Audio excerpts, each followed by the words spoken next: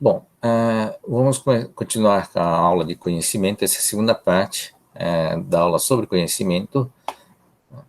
Na aula passada, nós vimos, nós vimos o que é dado e o que é informação, tá? Então, a gente vai aprofundar nesse assunto para chegarmos ao conhecimento. A ideia dessas aulas aqui é para dar uma conceituação geral, para depois trabalhar melhor a ideia do conhecimento no outro contexto, tá? Então, essa aqui é uma aula só conceitual, né? A ideia é que seja bem rápida, tá? Bom, o que vem a ser dado? Dado é uma grandeza bruta, né?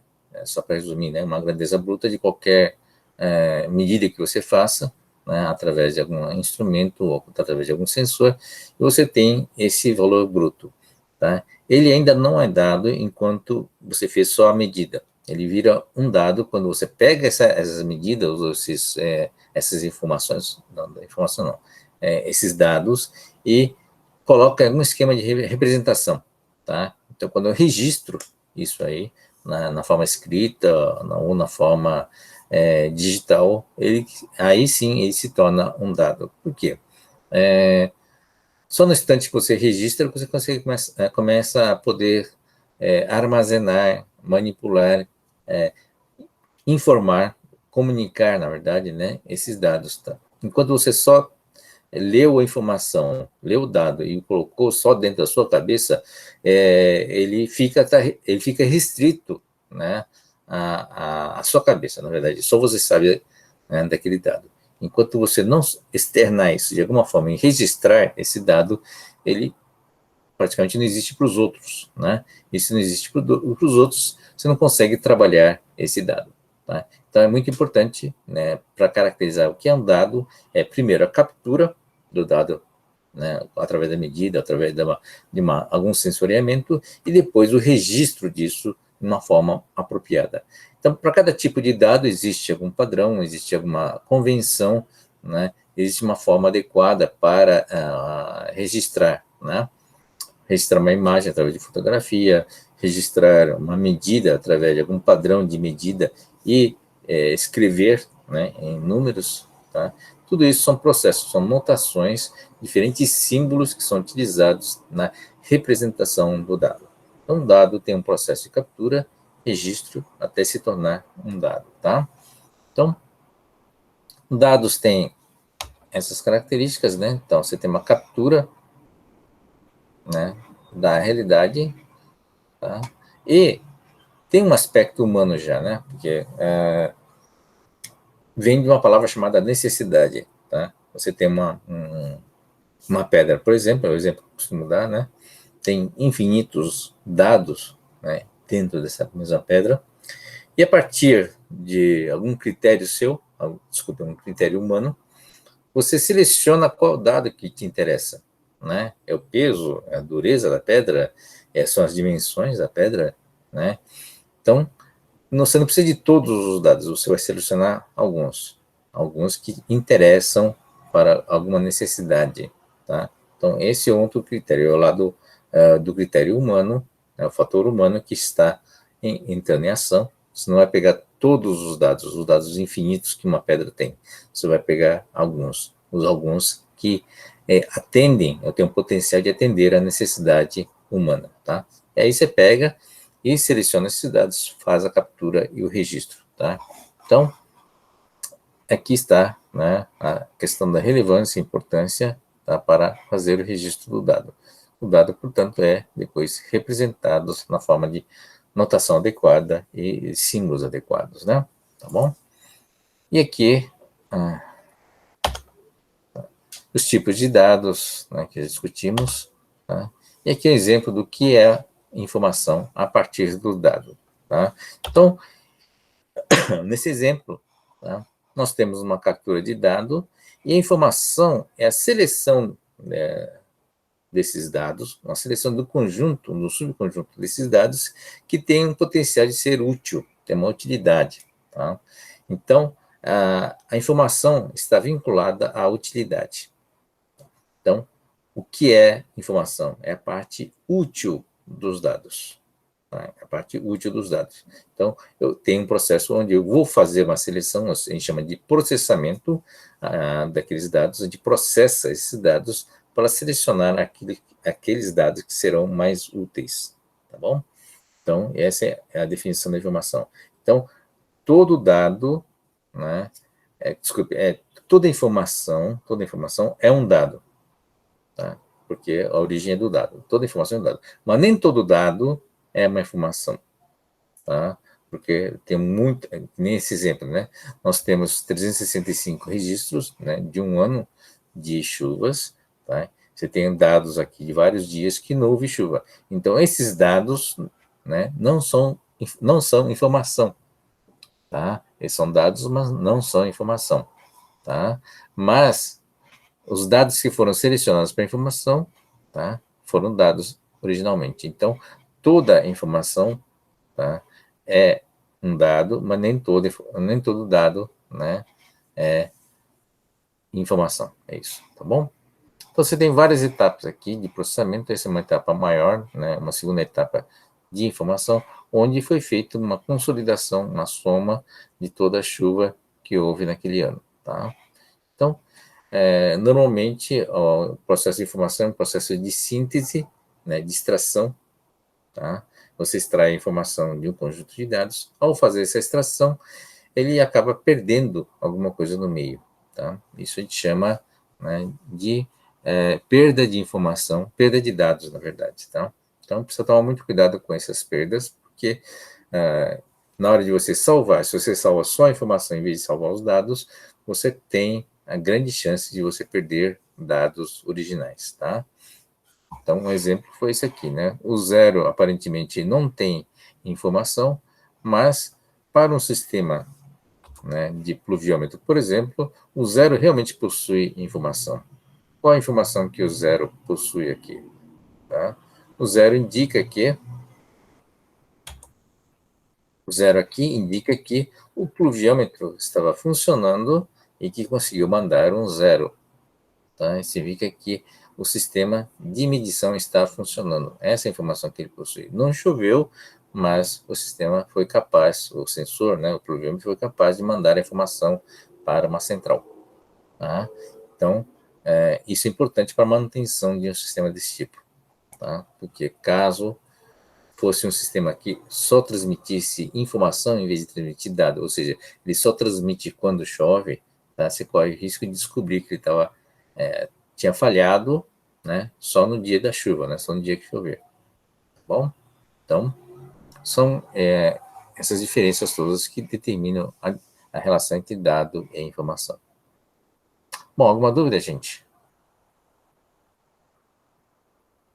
Não. Tranquilo, né? Então, Tranquilo, professor. vamos avançar, então. Então, aqui é a figura, né? A partir do dado, nós tiramos a informação, né? Extraímos através de um processamento, né? E extraímos, né? Aqui, aqui tem a relevância e a importância, né? Mas aqui nós já temos a utilidade, tá? Agora, a grande pergunta é, o que é utilidade, né? O que é útil, tá? Isso é fortemente dependente do aspecto humano, tá? O que é útil, né, é uma definição, é uma necessidade humana. Quer dizer, é o ser humano que sente essa necessidade, e a partir da necessidade que estabelece a utilidade. Tá? Enquanto que o dado é relativamente estável, apesar de que o dado já é selecionado para ter o potencial de utilidade, porque a captura de dado é caro, né, de maneira geral. Um sistema de estar no deserto, por exemplo, ainda quanto isso custa? Custa muito caro, né? Então, o dado tem o seu custo, né, e tem o potencial de ser útil. Né? Então, mas o que vem a ser utilidade? Apesar do dado ser mais ou menos imune às questões de utilidade, a utilidade da informação pode variar ao longo do tempo. Tá? Então, esse é um perigo também. Então, voltando aqui no exercício aqui né? Aqui a utilidade foi devido à detecção, por exemplo, dos dias de chuva, tá? Onde houve chuva e você fez uma síntese, choveu tanto X.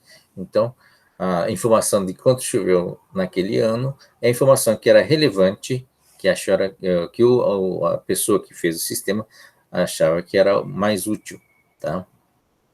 Ao longo dos anos, tá, a utilidade de repente muda. Por exemplo, passa a ser importante saber que época do ano houve chuva, tá? Que época do ano houve chuva, e aí tem que checar, na verdade, a tabela original, você vai extrair outras informações dessa mesma tabela, né? Os dias onde houve chuva, né? Época do ano, na verdade, onde houve chuva, para poder satisfazer essa outra necessidade. Então, a necessidade muda, né? Com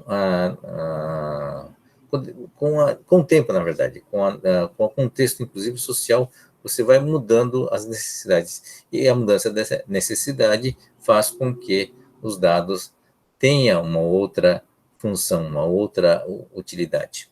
Tá? Então, é muito importante você preservar os dados e não preservar a informação. A informação é vinculada à utilidade. Se a utilidade muda, aquela informação passa a ser inútil. Mas se eu tenho os dados, eu consigo extrair desses dados novas informações, tá? Novo conjunto de informações para atender novas necessidades, tá bom? Então, isso é uma coisa importante, tá? Lembrar que a utilidade é uma coisa, para o ser humano, né, é dinâmica e pode mudar com o tempo, tá? Então, algumas informações, alguns dados valiosos, por exemplo, refere-se a fenômenos astronômicos que foram registrados, né? Então, à medida que a gente avançou com os telescópios, né, o Hubble, por exemplo, conseguiu detectar, né, um resto de uma explosão de uma supernova num determinado trecho, né, do céu, tá? E aí ficou a questão, para acertar nossos modelos, porque se você vê o resto da explosão, né, se você souber a data exata que ocorreu essa explosão, é uma explosão de uma supernova, não dura 2, 3 dias só, né? Se eu soubesse exatamente quando foi que ocorreu essa explosão, eu teria como modelar, né, o que aconteceu depois, tá? Porque eu tenho o depois, né? Então, dá para saber o que aconteceu. Na verdade, você não teve um Hubble, por exemplo, vigiando aquela região durante vários séculos, né, do resultado da expansão dos gases, né, de todo o fenômeno que acontece, que você consegue ver hoje, né? Então, a única coisa que você pode fazer é ter o modelo e, a partir do modelo, ver como é que isso foi feita, como é que chegou naquele estado final. Então, descobrir quando aconteceu a explosão é uma informação muito valiosa, né, para calibrar todos os modelos. Tá? E aí essa informação foi achada num registro chinês de 3.000 anos atrás. Tá? Então, mas por que mas por que esse dado foi coletado? Foi só para ajudar a gente 3.000 anos depois, né, que a gente sabia que ia ter um telescópio que ia enxergar e havia consequências? Né? Não, claro que não, né? Não tinha capacidade de prever desse tipo de previsão. Mas os dados foram coletados por outro motivo, né? Tinham motivos religiosos por trás dessa captura de dados. Então, houve uma explosão no céu, quer dizer, teve uma estrela que teve uma luminosidade muito maior que as demais. Isso é um fenômeno raro, né? E aí alguém, né, provavelmente ligado a uma religião ou ligado a um estudos astronômicos, normalmente ligado à religião, registrou aquele fenômeno e a data da ocorrência, tá? Que permitiu depois que nós tivéssemos acesso a essa informação milênios depois. Tá? Então, esses dados originalmente foram capturados por um outro motivo, né? Mas veio a ter outra utilidade milênios depois. Tá? Então, essa é a importância dos dados, preservar os dados e não a informação. Ela pode ser útil muito tempo depois, com alguma outra necessidade, né, que você nem espera, tá? Porque a própria dinâmica da sociedade vai mudando e as necessidades vão mudando também. Tá? Então, essa é uma informação importante. Tá? Esse é um conceito importante da diferença entre dado e informação. Tá? Informação é vinculado à necessidade, à utilidade.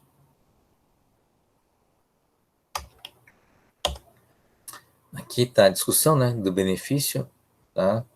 Então, aquisição, processamento e apresentação. A parte de aquisição e processamento envolve custos, né, para você chegar na informação, tá? Uma coisa relevante em relação à entrada de dados é que a parte mais cara, apesar do computador ser caro, o software ser caro, o que o processamento envolve é computador e software, né? A parte mais cara é sempre essa aqui, né? Sempre não digo, mas normalmente a entrada de dados, aqui a aquisição de dados, tá? É importante porque é um sistema que não pode falhar na época, quando você está fazendo captura de dados, tá? Alguns dados são temporais, né? Quer dizer, acontece naquela hora mesmo, né? Você não tem como voltar atrás, tá? Então, o instrumento tem que estar pronto para fazer a captura naquela hora, tá? Então, processamento e software são caros, mas você faz só uma única vez, né? Uma vez pronto, você tem como fazer um tratamento de todos os dados sempre que houver, né, disponibilidade, tá? Então, essa parte a gente chama de custo, né, da informação, né? E aí nós temos o custo-benefício, né? E, ou seja, que é o benefício da informação, tá? Ou seja, a utilidade da informação tem que ser maior, né, do que o custo. Bom, esse é um conceito básico. Tá? Tudo bem? Bom, se o dado é isso e a informação é a parte útil dos dados, o que vem a ser conhecimento? Alguma ideia, gente? Seria o que a gente. Opa, alguém falou? É dado também? Oi, pode Não, falar. não deixa de ser dado, né? São informações que a gente obtém, né? São informações relevantes para a gente. Né? Ou então, conhecimento e informação são sinônimos? Não, porque a informação está lá, mas se você não for atrás dela, você não tem conhecimento sobre ela. Tá, então, por exemplo, se você, sei lá, notícia do jornal, por exemplo, isso é uma informação ou é um conhecimento? É uma informação. Tá. Então, o fato de você ver a notícia não vira um conhecimento? Vira. Então, informação é conhecimento também, né? Tá, Um faz dado sentido. também. Por exemplo, essa xícara tem um peso tal, né? Então, isso é um dado, tá? Mas isso Uhum. também é conhecimento? Eu acho que conhecimento é informação, mas informação não é conhecimento. Difícil. Bom, talvez. Mas é difícil estabelecer, né? Na verdade, não é uma coisa muito simples, tá? Eu Se você acho pensar bem, é muito que difícil. Diga, pode falar, Léo.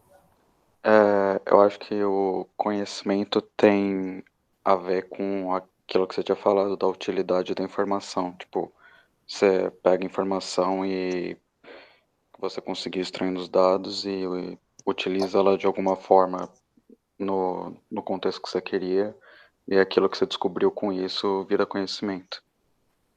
Tá. Um pouquinho mais próximo, mas vamos lá. A gente vai usar os conceitos, né? A gente usa muitos conceitos que vêm da filosofia. Não vamos reinventar a roda ou reinventar conceitos, tá? Então vamos voltar no nosso slide, né? Para ver o que a filosofia nos diz sobre conhecimento. Porque, na verdade, é uma confusão danada, né? Porque para nós, dado é conhecimento também, né? Porque se eu se eu não medisse o peso, né, dessa xícara, eu não saberia, não teria esse dado, né? Tá? Mas uma vez que eu tenho esse dado, passa a ser um conhecimento, né? Passa a ser alguma coisa que eu vou chamar de conhecimento também. Então, mas qual a diferença entre dado e informação e o conhecimento, tá? Então, veja aqui, segundo o dicionário, né, a gente refere vamos ver o que o dicionário define, né?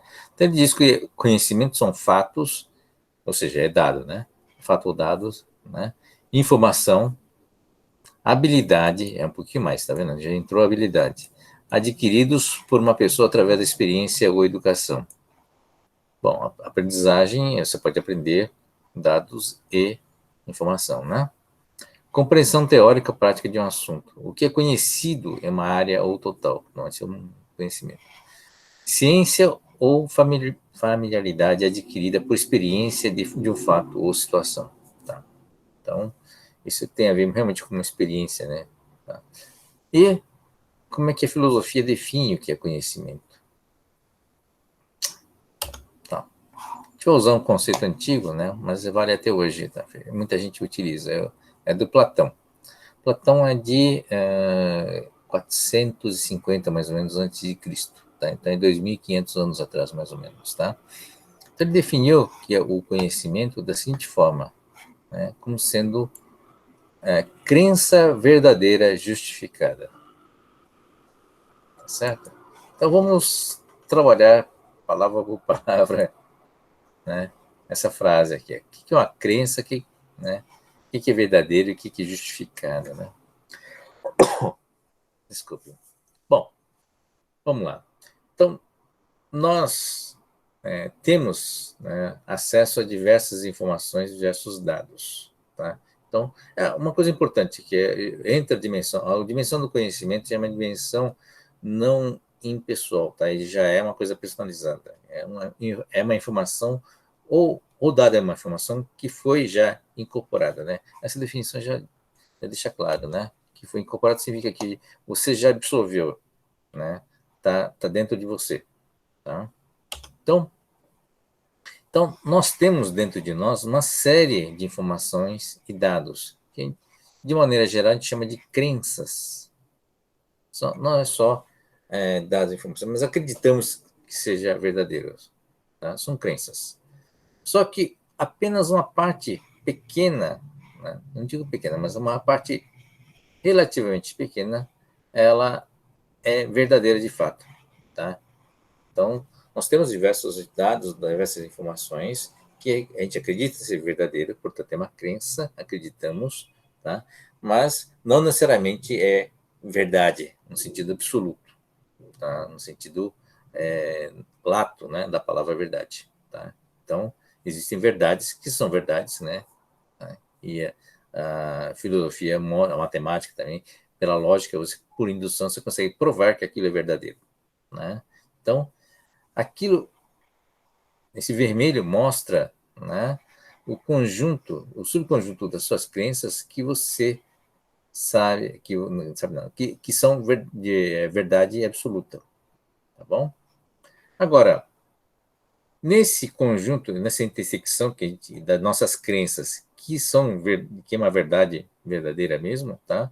A gente não consegue provar, né, que é verdade, que é verdadeiro. Só um outro conjunto menor, que é esse amarelinho que está aqui. Tá? A gente tem como provar, através de método científico, através de experimentos ou através da lógica, a partir da gente chama de manipulação simbólica, né? E provar que 2 mais 2 é igual a 4. A gente consegue provar isso, né, matematicamente. Tá? Esse é um uso da lógica para fazer uma determinada prova.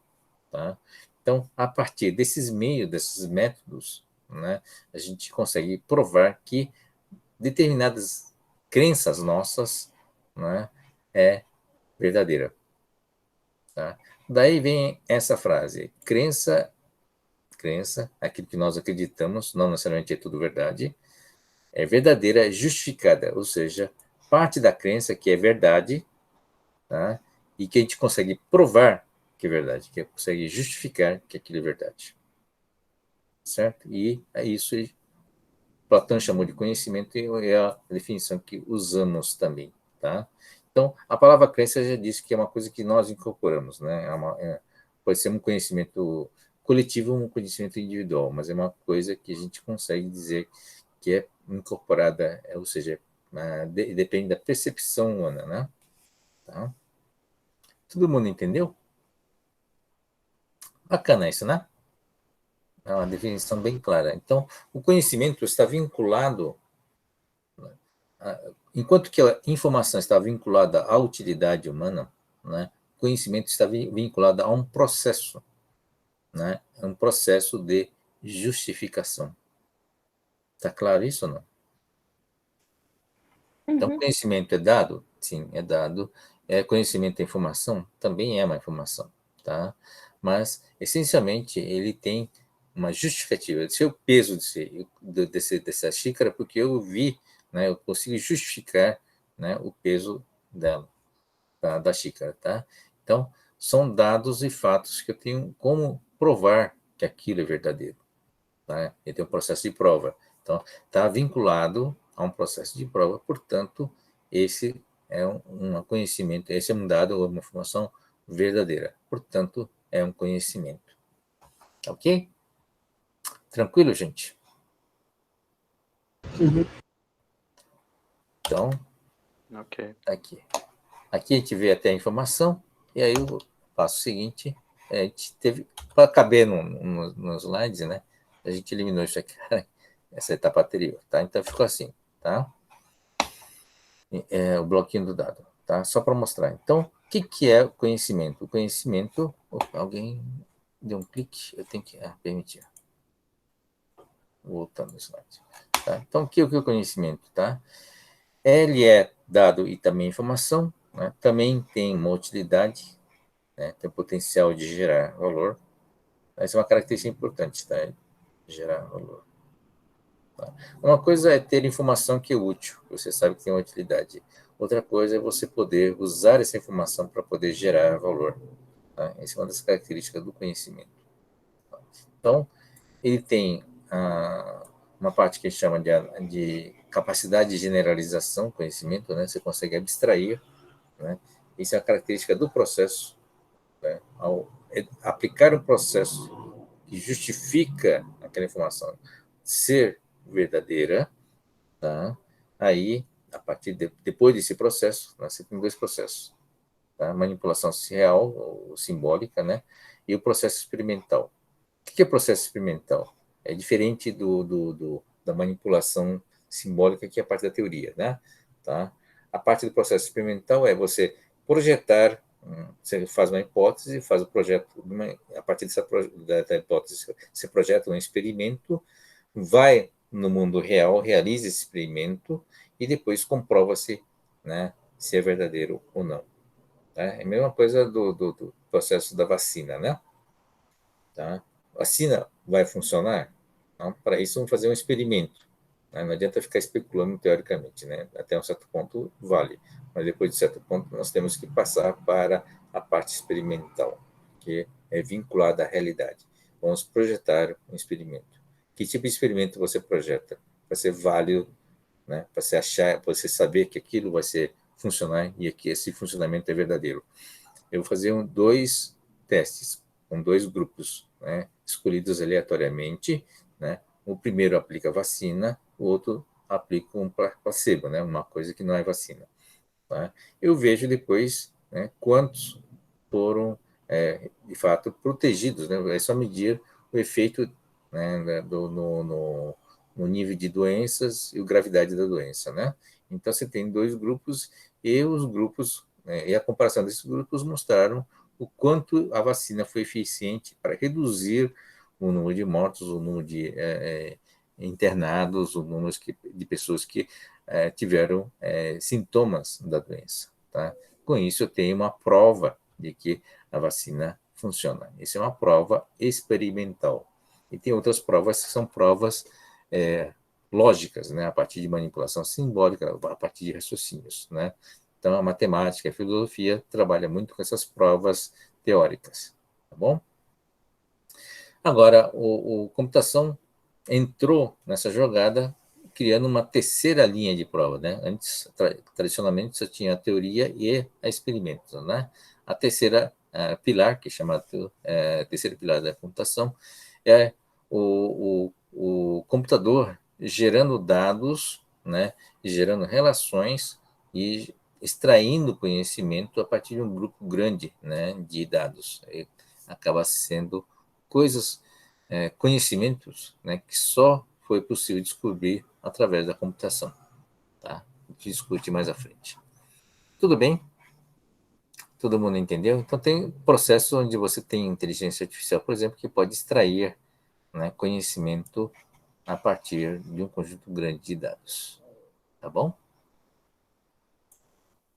Tá, esse aqui é um processo chamado feedback, né? Então, você joga o experimento na realidade e a realidade gera mais dados, aqui, né? Vai gerando mais dados que comprovam o conhecimento.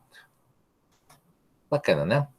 Qual o grande valor do conhecimento, né? Uma vez que se torna verdade, eu não preciso repetir o experimento. Tá? Uma vez que eu tenho, por exemplo, um conhecimento vocês estão fazendo fenômenos mecânicos, né? Aquela fórmula, né? Força igual a massa vezes aceleração. Tá? Isso foi feito um experimento, foi comprovado e mais que provado que aquilo é verdadeiro. Se é verdadeiro, o que acontece? A grande vantagem é que eu não preciso voltar, duvidar da fórmula. Uma vez que existe uma comprovação, eu já posso partir para usar diretamente esse conhecimento, porque eu sei que vai funcionar, porque alguém já provou que aquilo é verdadeiro. Tá certo? Então, já passo diretamente para o usufruto desse conhecimento para gerar valor. Tá? Eu não preciso duvidar dele, porque já foi provado que é verdadeiro. Tá? Esse é o grande valor, né, do conhecimento. Tudo bem? Uhum. Ninguém tem dúvidas? Gente, pode perguntar, viu? Eu não sei como que é. Tá tranquilo, professor. Tá ok. Pode interromper no áudio, porque vocês viram que a tela está toda focada, fica em cima da transparência e não enxergo o campo, né, do chat, tá? Bom, vocês viram que bacana, né? Então, conhecimento é vinculado a um processo, né? Um conjunto de tarefas logicamente relacionadas executado para atingir um resultado final, né? Tá? Então, o processo, o conhecimento é consciência e entendimento de um conjunto de informações de forma a torná-las úteis, né? Ou seja, o processo de definição de relações entre dados e informações também exige conhecimento, né? Isso é uma coisa meio chata, mas espera um pouquinho só. Permitir. Né? Mas isso significa o seguinte, né? Que o próprio sistema de produção do conhecimento também é um conhecimento. Tá? A experiência que você tem em cima do método científico para provar o conhecimento também é um conhecimento. Tá? Então, é uma etapa, um nível acima dentro do próprio conhecimento. Tá? Construção do conhecimento envolve modelo, porque você tem que fazer hipóteses, então você vai ter que fazer um modelo, né? Estimar como seria esse comportamento, tá? E depois fazer testes em cima desse modelo, né? Tá? Experimentos, testes, hipóteses e experimentos. Tá? Você tem como generalizar, a função de generalização é muito importante, porque você vai tentar testar esse modelo, qual o limite de validade, né, desse modelo, né, ou dessa teoria. Tá? Até que ponto vale. Entender esse limite é importante. Tá? Então, a gente sabe que, por exemplo, que as leis de Newton valem até um determinado limite, a partir do qual, né, ou muito maior ou muito menor, começa a entrar outras leis. Né? As leis, quando você vai trabalhar com um nível atômico, né, começam a valer as leis quânticas. Né? Tá? Então, esses limites, entender esses limites é tão importante quanto entender a própria teoria, né, que você está manipulando, que você está trabalhando. Tá? Isso é a função do modelo. Análise de dados, tá? Extração do conhecimento, hoje, através da computação, nós temos algoritmos que realizam uma coisa chamada mineração de dados, né? Data mining. Tá? Extração não trivial de informação útil, né? Ou seja, pega uma infinidade de dados coletados de uma forma não estrutural, né? Por exemplo, imagine uma câmera que fica captando imagens aleatoriamente, né? Você tem como extrair algum conhecimento a partir dessa imagem? Difícil de saber, não? Tá? Mas é o algoritmo que vai analisando diversas imagens, coisas que nós, se a gente fizéssemos pessoalmente, ia levar centenas e milhares de anos. O computador faz isso em alguns segundos.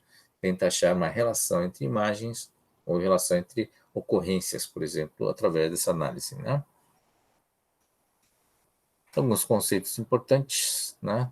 identificação de tendências, atributos, oportunidades, né? Tudo isso é conhecimento, né? Ou fatos, ou desculpe, relações que podem gerar conhecimento, tem potencial de gerar conhecimentos, tá? Normalmente, uma mineração de dados, ele não permite comprovação da verdade. Você está capturando algumas coisas. Como é que eu sei que aquilo é verdade? Não dá para saber, né, em princípio. Tá?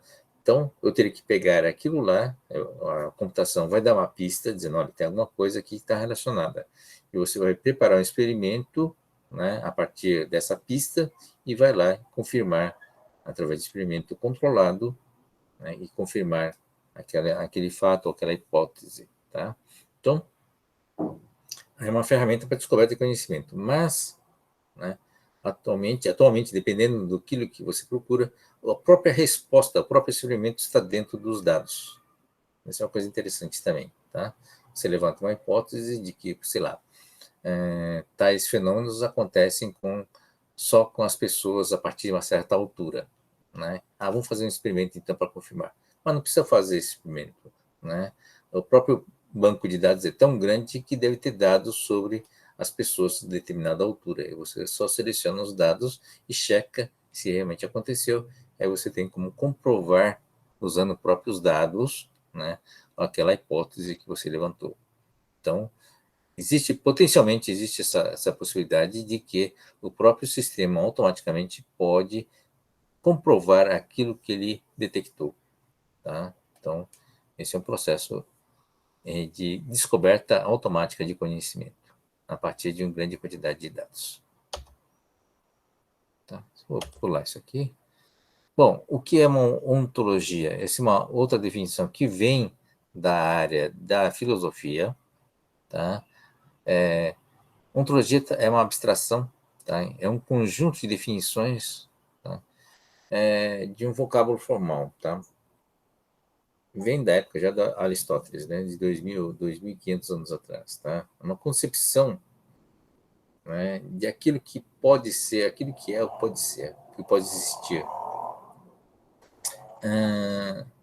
Acho que talvez seja mais fácil explicar, né, a partir de um modelo. A ciência da computação, ele não usa todo o conceito, usa uma parte dessa ideia, tá? Então, vamos ver se tem alguma coisa parecida com isso. Eu vou pular porque realmente a gente gasta muito tempo. Bom, esse exemplo é interessante, né? Ele está trabalhando com conceitos, e algumas coisas são instâncias desses conceitos. Então, vamos ver o conceito de veículo, tá? Então, a ontologia, ele não está preocupado com a palavra veículo. Essa área, a palavra veículo, o uso da palavra é uma área da semântica, né? Desculpe, é semântica, certo? Que se preocupa com a linguagem. A ontologia não está preocupada com a linguagem, está preocupada com o conceito, com a ideia de veículo. O que é um veículo, né, conceitualmente falando? Tá? É uma coisa que serve para transportar pessoas e coisas, né? Tá? Então, esse é um conceito. Pausa. Então, um carro é um veículo, né? Tem um relacionamento aqui, né? Certo ou não? Nosso entendimento, nosso conceito de carro, sim, né?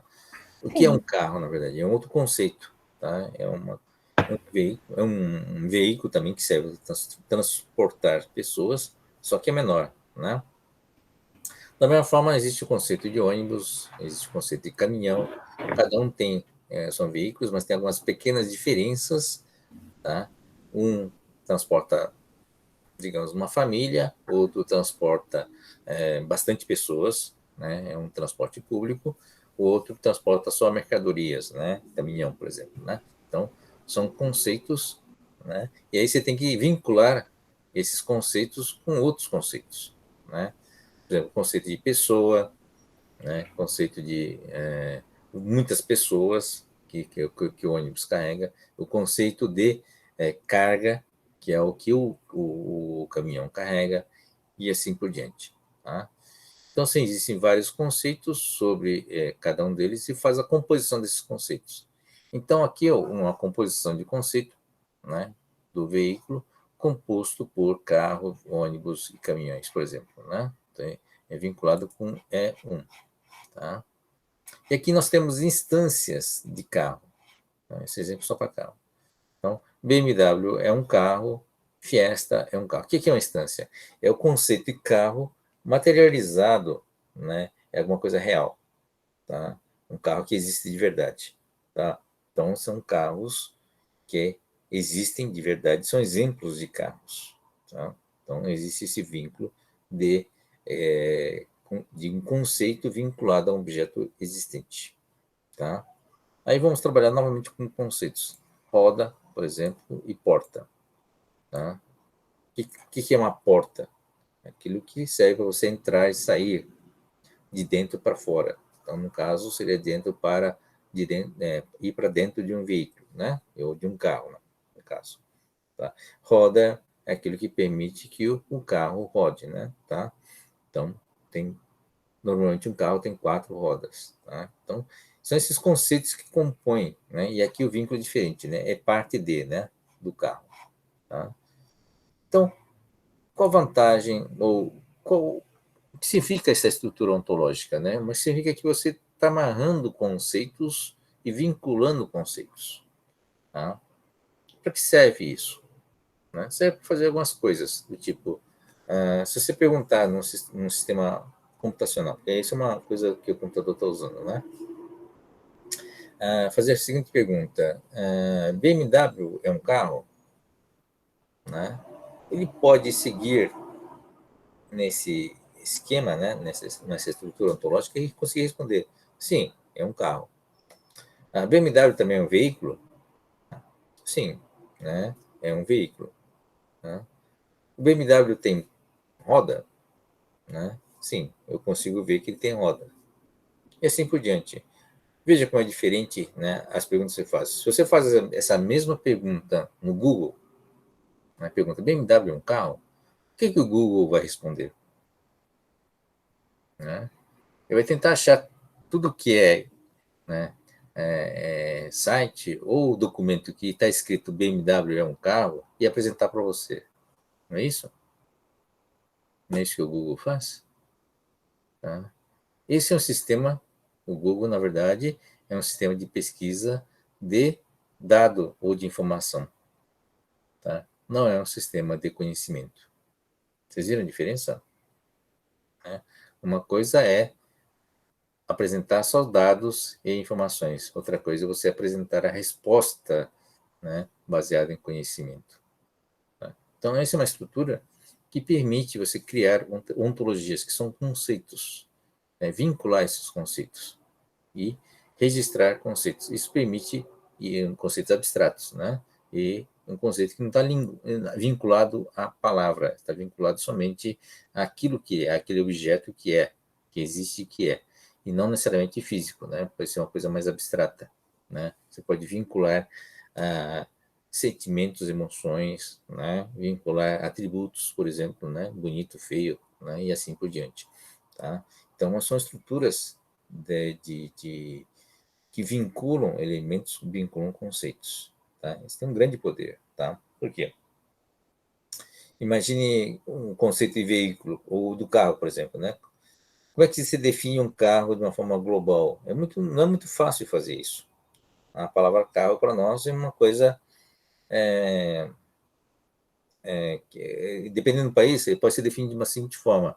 O carro é um veículo, né, que serve para transportar pessoas e tal, mas é um veículo sem cavalo, né? Porque antes tinha uma coisa chamada, sei lá, carro, que na verdade tinha cavalo puxando aquele carro. Acho que tinha, né? No Brasil também, isso é carro de boi, né? Tá? Então, em determinados países carro é aquilo que é um carro sem cavalo, né? Puxando. Né? Em outros países, o carro é definido como sendo um veículo com um motor de propulsão. Tá? Seria, no nosso caso, o automóvel, em vez de carro. Né? tá? E assim por diante. Então, os conceitos embutem muitas vezes, né, o viés cultural, o viés histórico. Tá? Então, às vezes é muito difícil você definir claramente o que é um conceito, né? E aí no computador, ele deixa de ser carro, né? Desaparece a palavra, que não é um problema de semântica, não um sistema que vai classificar palavras ou termos, né? Não é uma taxonomia também. Então ele vai focar no conceito, vai substituir por um número digital hexadecimal XYZ, por exemplo, e pronto, né? Isso aqui é um XYZ com tal conceito, tá? E aí ele vai criando essas ontologias para diversos domínios, né? No caso da pedra, por exemplo, né? Para nós uma pedra está lá, a pedra, né? Aí você pega a pedra e mostra para um geólogo, ele vai dizer assim, não, isso aqui não é uma pedra. Não, como não é uma pedra? Não é uma pedra? Não. Por geologia, por geólogo, isso aqui é uma rocha, né? É uma rocha sedimentar, com tais características, né? E aí vai listar todas essas características que você listou para um veículo, né? Essas caracterizações, tá?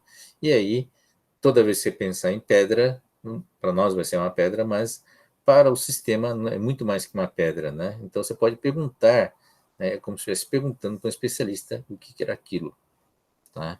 Então vocês viram poder, vejam o poder que esse tipo de registro ontológico possui, uma estrutura ontológica possui, que é, na verdade, armazenar conhecimento, né, e relacionar conhecimentos, conceitos, tá? Então, o conhecimento, ele tem esse sentido mais amplo, né? Não é só, é parte de um processo, não é só dado e informação. Aqui é dado, um veículo é um dado, um carro é um dado, mas é uma estrutura relacionada conceitualmente, tá? Então, esse é uma visão muito mais forte e poderosa do que vem a ser conhecimento. Bom, aqui está sendo um outro exemplo de uma outra ontologia, né? Que é uma ontologia territorial, né? Existe um conceito chamado país, né? E outro conceito dentro do país você tem os estados, né?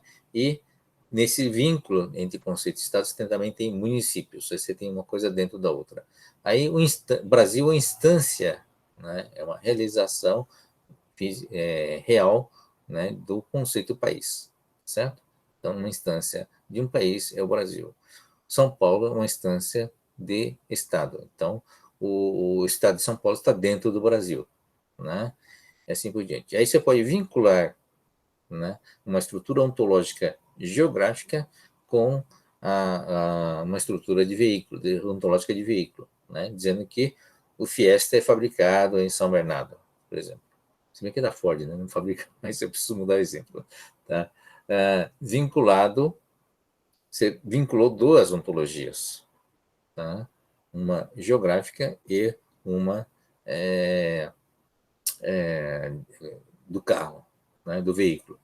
Tá? Aí você consegue fazer uma pergunta: onde é fabricado o BMW, por exemplo? Né? Quais os países, né, que fabricam BMW? Né? Ou então, se tiver uma outra ontologia, né, vinculado a alguma outra informação, eu também consigo fazer esse vínculo. E o sistema consegue responder, né? É um sistema de conhecimento, porque está me informando onde, de fato, o BMW é fabricado. Tá? Vocês entenderam ou não? Tá uma dificuldade de entender? Tá tranquilo, senhor. Tá tranquilo, né?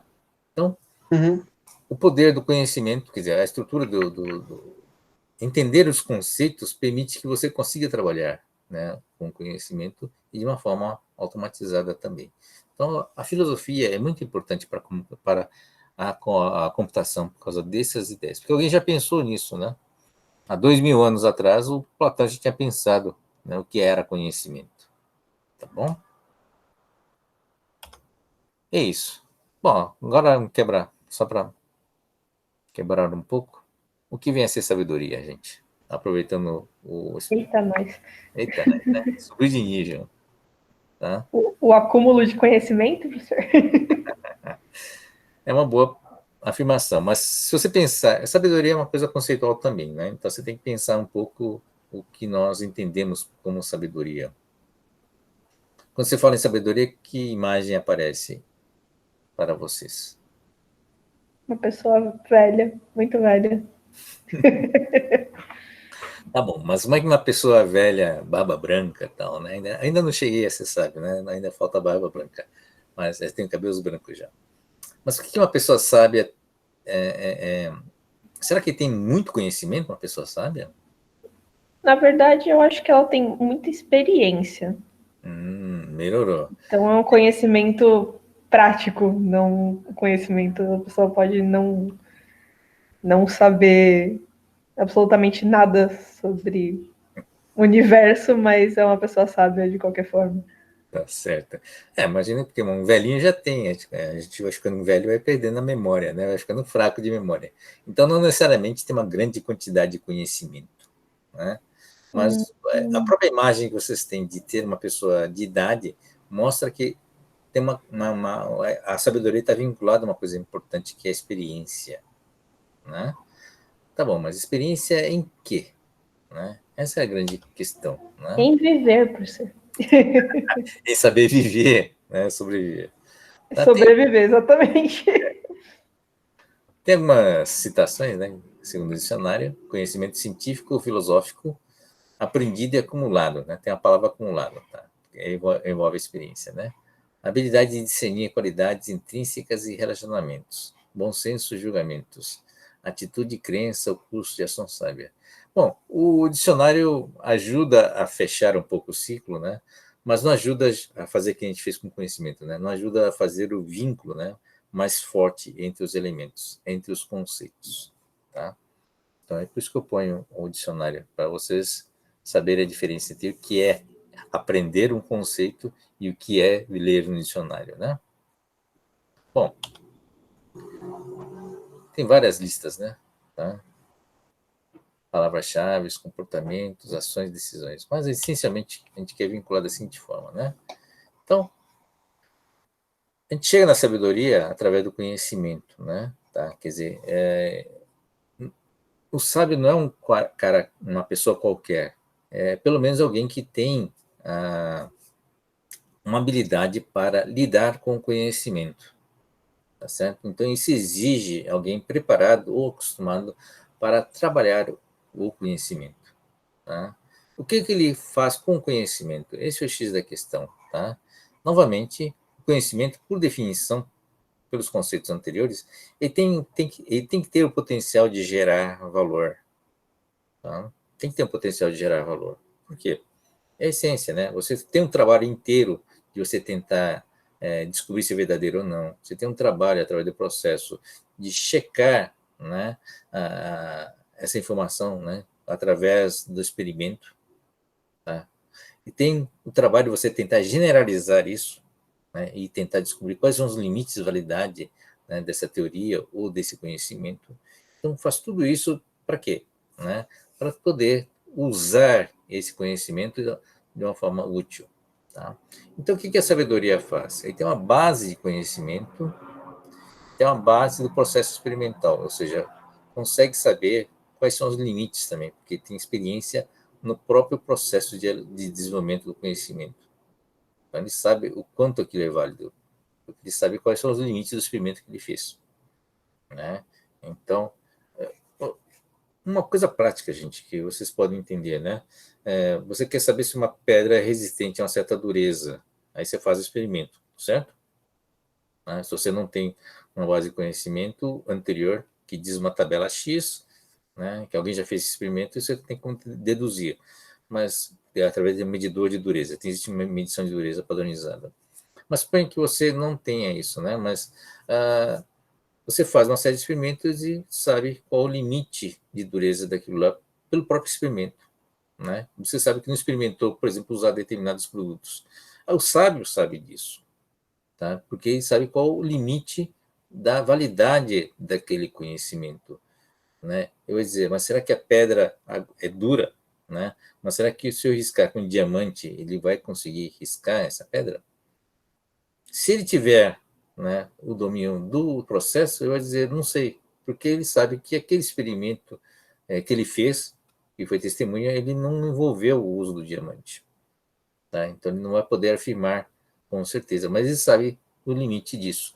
Quem não tem esse domínio não vai, ou pode adivinhar, né, ou tentar achar a resposta de uma forma equivocada. Então, essa é uma primeira diferença.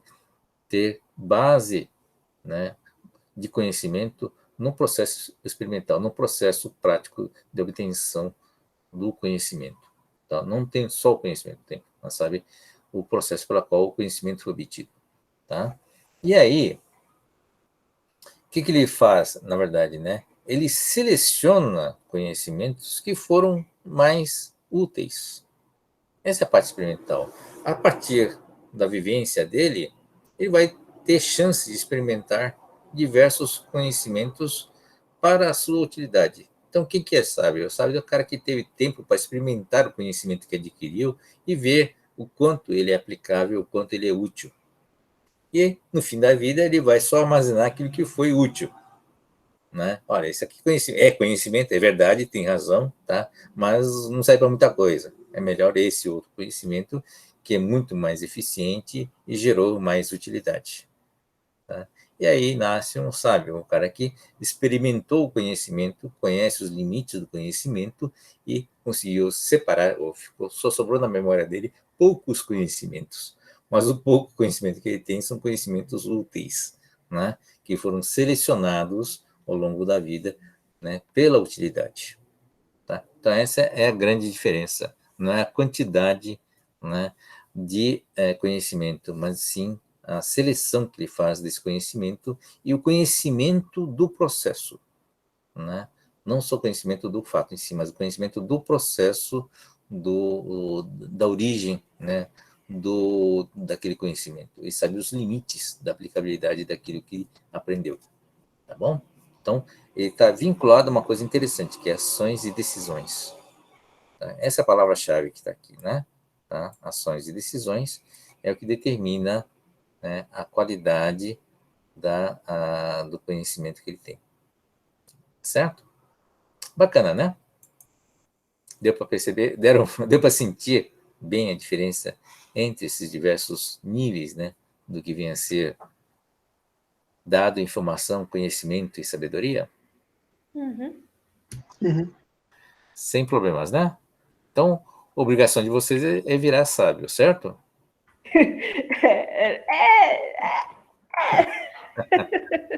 Não, vocês têm tempo ainda, vocês vão conseguir chegar lá. O A importante é gente saber. tenta, né? Né? Tem que A tentar. gente tenta. O importante é conhecer, saber, né? Se você sabe um caminho, fica mais fácil, certo? Então, veja, a filosofia é importante por causa disso. Ele ajuda a gente a consolidar aquilo que nós sabemos de uma forma mais precisa, né? De uma forma mais clara. Né? E isso é uma coisa muito valiosa, né? Tá? Então, existe uma hierarquia que é conhecida, né? Dado, informação, conhecimento e sabedoria. Tá? Essa piramidezinha aí. Tá? Caso tenha interesse, tem a bibliografia aqui, tá bom? Bom, então vamos encerrando essa parte aqui. Eu vou encerrar aqui na gravação.